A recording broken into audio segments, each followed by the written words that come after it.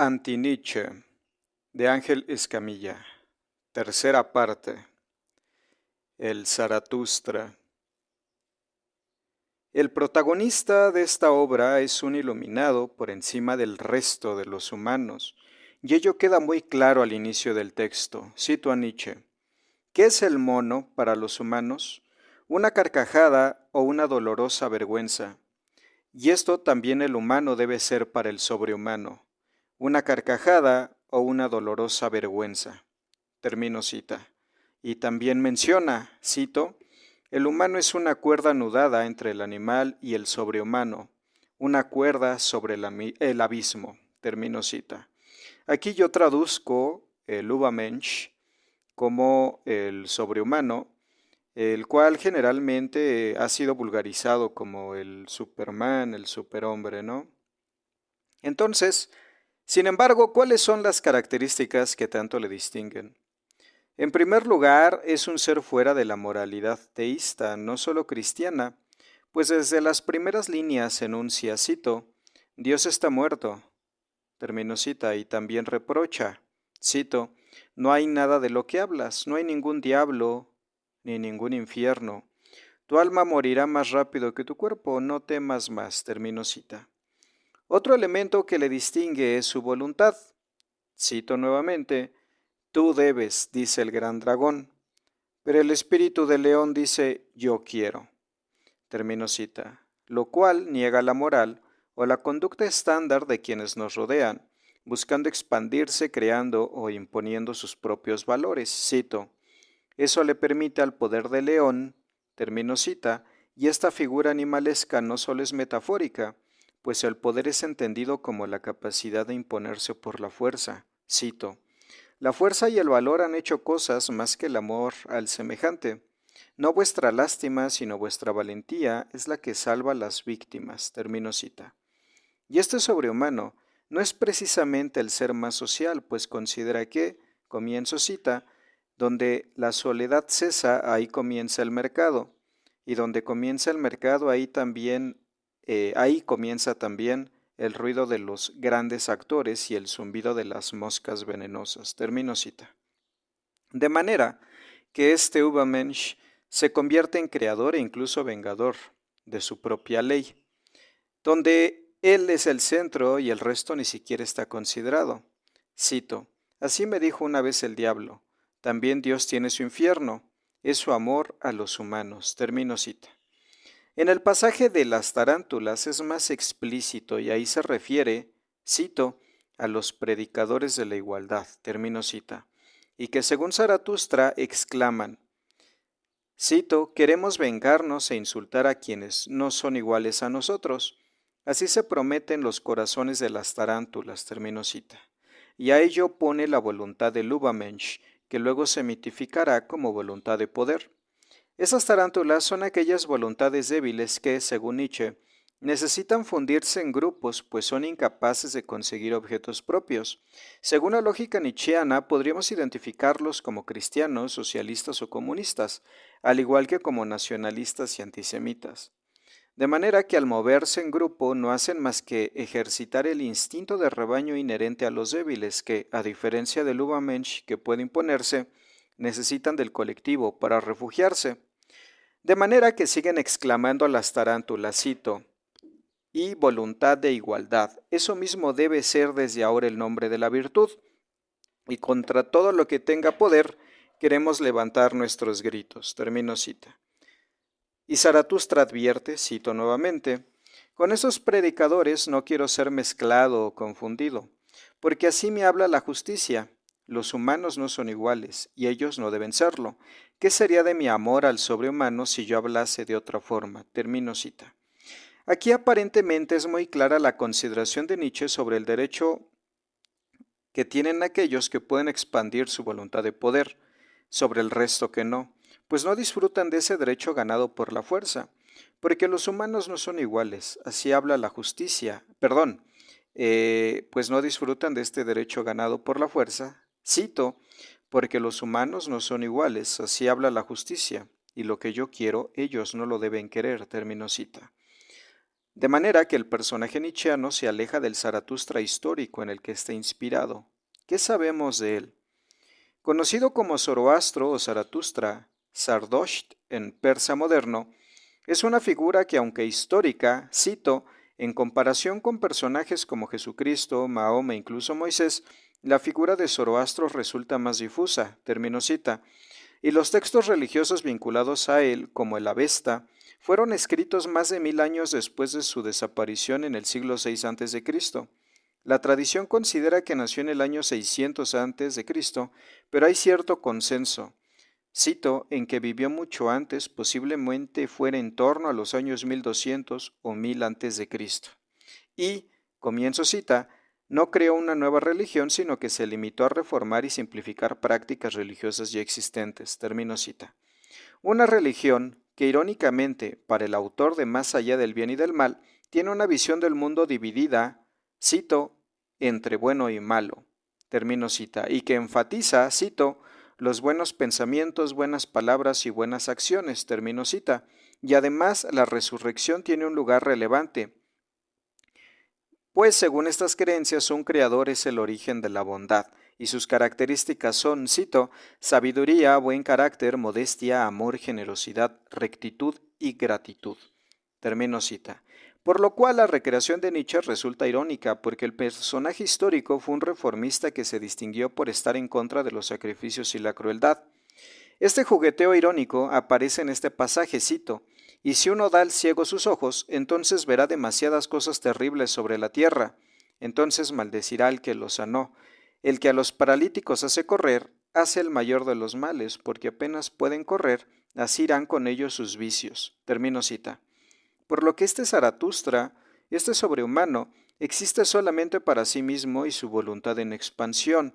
Cito, todo es un fragmento, un enigma, un horrible accidente, hasta que la voluntad creadora a ello dice, pero yo lo quise. Termino cita. Y le estorba además la compasión, cito, demasiada bondad, demasiada debilidad veo, demasiada justicia y compasión, demasiada debilidad. Termino cita. Por ello Lukács considera que, cito, la barbarización nietzscheana de los instintos, su filosofía de la vida, su pesimismo heroico, etc., son otros tantos productos necesarios del periodo imperialista. Termino cita. En el entorno prusiano donde la democracia no es más que una, cito, mercancía occidental de importación. Termino cita. El héroe nietzscheano es un aristócrata poderoso capaz de derrotar y someter, o en caso contrario, perecer intentándolo. Por ello el Zaratustra afirma, cito, soy Zaratustra el ateo, ¿dónde encuentro a mis iguales? Y todos los que son mis iguales se entregan a su voluntad y rechazan la sumisión. Termino cita. De manera que rechaza el orden convencional, su moral, religión y costumbre. Cito, ¿qué sabiduría oculta es esa que lleva largas orejas y solo dice sí y nunca no? Ella ha creado el mundo, tan tonto como pudo a su imagen. El burro grita, pues a ello y ya. Termino cita. Aquí es porque en el alemán ya es sí, ¿no? Entonces el burro para Nietzsche es alguien que dice sí a todo, ¿no? No puede negarse, no es capaz de, de formular otra opción o rechazar. Esta actitud del Übermensch como centro y protagonista de su realidad y como negador del orden establecido, podemos identificarla con, cito, la demagogia y la tiranía fascistas fueron la culminación extrema de un largo proceso, al principio considerado como inofensivo, como un proceso puramente filosófico, a lo sumo ideológico, el proceso de la destrucción de la razón. Termino cita. Dicho proceso es el que a su vez Heine identifica en la escuela romántica o Die Romantische Schule, donde señala dicha tendencia como una fusión de la religión cristiana, la tradición clásica y el paganismo alemán, a la cual divide en dos tendencias principales, una cosmopolita republicana y otra etnicista imperialista. A la segunda la describe, considero en estas líneas. Cito, el patriotismo de los alemanes, por el contrario, consiste en que su corazón se contrae, se arruga como la piel con el frío, odia todo lo extranjero, se niega a ser ciudadano del mundo, a ser europeo y solo desea ser alemán, y alemán de vía estrecha, que se vinculó a las autoridades y se volvió antirrepublicana. Y en este contexto la intelectualidad dominante se puso del lado de la autoridad, incluso para justificarla, consintiendo así el orden imperante. Cito: a partir de entonces, nuestros filósofos no critican ya los fundamentos últimos del conocimiento y del ser en general, dejaron de moverse en el campo de las abstracciones idealistas e intentaron más bien justificar los fundamentos de lo real, se convirtieron en apologetas de lo que existe, mientras nuestros antiguos filósofos, pobres y abnegados, se recogían en sus miserables guardillas y corregían hasta el cansancio sus sistemas. Nuestros filósofos modernos se recubren con la resplandeciente librea del poder, se han convertido en filósofos del Estado, es decir, idearon justificaciones filosóficas de los intereses del Estado en el que ya se encontraban instalados. Por ejemplo, Hegel, profesor de la universidad en el Berlín protestante, ha asumido en su sistema toda la dogmática protestante. Schelling, profesor de universidad en el católico Múnich, justifica en la actualidad, en sus lecciones, hasta las doctrinas más extravagantes de la Iglesia católica, apostólica y romana. Termino cita de Heine. Propiciando que, cito nuevamente a Heine, ay, en Alemania no sucedió así. ¿Acaso porque allí la Edad Media no está muerta y corrompida por completo como en Francia? La Edad Media alemana no yace descompuesta en la tumba, a veces revive en algún odioso fantasma y sale a la calle a plena luz del día y nos chupa la vida roja de nuestro pecho. Termino cita. Pero no encontramos a un Nietzsche nacionalista, racista y monárquico, y mucho menos esas características en el Zaratustra. Pese al despotismo que inunda el corpus nietzscheano, el texto es de índole ética más que política, de manera que el Zaratustra necesita de una explicación, cito, que prescindirá de compartir la frágil lectura marxista de un Nietzsche defensor del absolutismo feudal, enemigo del proletariado y fundador del imperialismo, según la versión del estalinista Lukács en La destrucción de la razón. Aquí cito a Michel Onfray. Y ambas visiones del mundo, la marxista y nietzscheana, parten de ideas generales diferentes. Mientras en el marxismo preside una filosofía política colectiva, en el Zaratustra aparece una ética individualista bastante despótica, cito, mientras el socialismo, en su fórmula marxista, afirma, por ejemplo en el Manifiesto del Partido Comunista de 1848, que las masas hacen la historia, Burckhardt y Nietzsche, en sus pasos, piensan que la historia la hacen los grandes hombres. Cito nuevamente a Michel Onfray. Termino cita, de manera que en el Zaratustra encontramos a un autor que, cito nuevamente a Michel Onfray, afirma su poder independientemente de la moralidad. Termino cita. Donde el colectivo o el Estado no son relevantes, en tanto que Nietzsche despreció el comercio y la política, y donde Marx encuentra una dialéctica de clases, el autor del Zaratustra ubica un enfrentamiento de voluntades. Cito nuevamente a Michel Onfray, Nietzsche piensa lo contrario. No hay orden, ni sentido, ni dirección, ni teleología, ni plan, ni orden, solo un caos de poderes, un vórtice de energías, un océano de fuerzas. Termino cita. A ello se agregaron las distorsiones tanto en torno a su autor como las del personaje literario. Cito, no está lejano el tiempo en que unos médicos de la corporación negaron a Nietzsche hasta el título de filósofo. Demasiado poeta, demasiado. Y luego las falsificaciones de su hermana, verdadera nazi, verdadera falsificadora, hasta el punto de hacer de Zaratustra y sus prefiguraciones Superman del nacionalsocialismo. Termino cita nuevamente de Michel Onfray. Así, las consideraciones de Lukács, enmarcadas en el imperialismo leninista, donde encontramos una selva de competidores estatales armados hasta los dientes, peleando territorios coloniales, por lo menos en el caso del Zaratustra, no encajarían, pues la obra se dirige exclusivamente a individuos y no a colectivos, clases o estados, en tanto que, según Onfray, Nietzsche considera la política, cito, la política, el oficio de los mediocres, termino cita de Michel Onfray, y en fragmentos, como en la parte de las arañas, cito, nuevamente a Michel Onfray, podemos encontrar una crítica al comunismo, al socialismo, a la democracia parlamentaria, al igualitarismo burgués y a los ideales de la Revolución Francesa, vistos como tantos reciclajes del pensamiento cristiano, termino cita, y expresiones del instinto de rebaño. Además, Onfray considera que, cito, ironizó sobre Cristo y con Zaratustra, termino cita. Swanses habla de un irracionalismo vitalista que está basado en las consideraciones de Nietzsche sobre la Grecia clásica, donde, cito, el pueblo griego fue libre y vivió para sí mismo, pero el ejercicio de esta libertad conllevaba el trabajo de otros.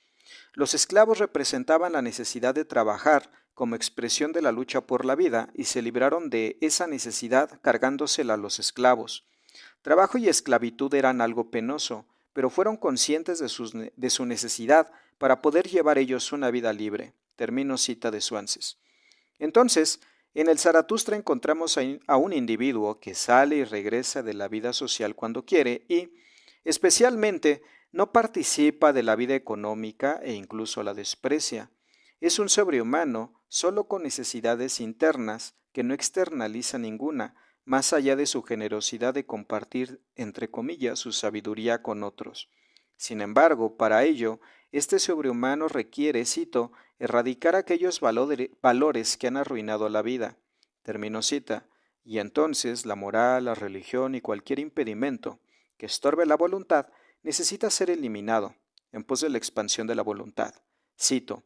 Y todo ello en un ámbito de libertad, libertad de estrecheces ideológicas y políticas, libertad de necesidades económicas, de relación con el Estado, no ha de estar sometido a imperativos categóricos, porque el sentimiento de estar subyugado es algo que seca y destruye.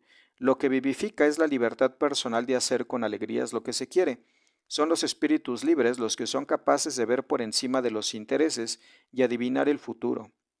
Precisamente, por estar sobre la estrechez de la mirada de los demás, es por lo que el filósofo ve más claro. Termino cito de Swanses. Entonces, el Zaratustra aparece como el modelo al que aspira Nietzsche, que a diferencia de lo mencionado por Lukács, no es un texto que se dirija a modelar colectivos o tendencias políticas, pues se dirigen al individuo o al aspirante a filósofo que se plantea un camino de conocimiento. Cito, por eso el hombre, emancipado de esos lazos sociales, debe volar libremente y sin temor por encima de costumbres, leyes y apreciaciones tradicionales de las cosas. Y esto es lo que él comunica a sus semejantes, aunque éstos le rechacen sin piedad. Termino cita nuevamente de Swanses. Así el Zaratustra de Nietzsche aparece como un texto literario que enarbola una ética vitalista, si bien irracionalista, pero no cuadra con el imperativo planteado por Lukács. La genealogía de la moral, destilando veneno. Siguiente sección. En este texto podemos observar con mayor claridad el despotismo aristocrático de Federico y desnuda su propio pensamiento, el cual, no obstante, es endulzado y vulgarizado. Afirma, cito, la moral del hombre ordinario ha vencido, termino cita, la de los débiles que requieren del grupo o el rebaño para subsistir. Esos, sean cristianos o socialistas, por medio de sus instituciones, la Iglesia o el Estado, han sometido a los fuertes. Esa fuerza Nietzsche la describe en comunidades imperiales. Aquí creo que debería concluir esta sección porque la siguiente parte que estoy mencionando aquí, de la genealogía de la moral, me parece que es el núcleo de la ideología nietzscheana o lo que se puede extraer de sus textos, porque saben ustedes, no es un autor que explique bien sus ideas o que las explique con claridad, ¿no? Y de manera sistemática, sino que es un batiburrillo de afirmaciones. Entonces, la genealogía de la moral es el texto, digamos, fundamental de su postura o de lo que se puede extraer de ella. Entonces, creo que la dejaré para el siguiente video. Una disculpa por interrumpir así de manera abrupta. Entonces, muchas gracias por su atención. Recuerden dar like y compartir, por favor, para que más gente pueda escuchar estos audios y crezca el canal. Agradezco su atención y tengan una linda tarde.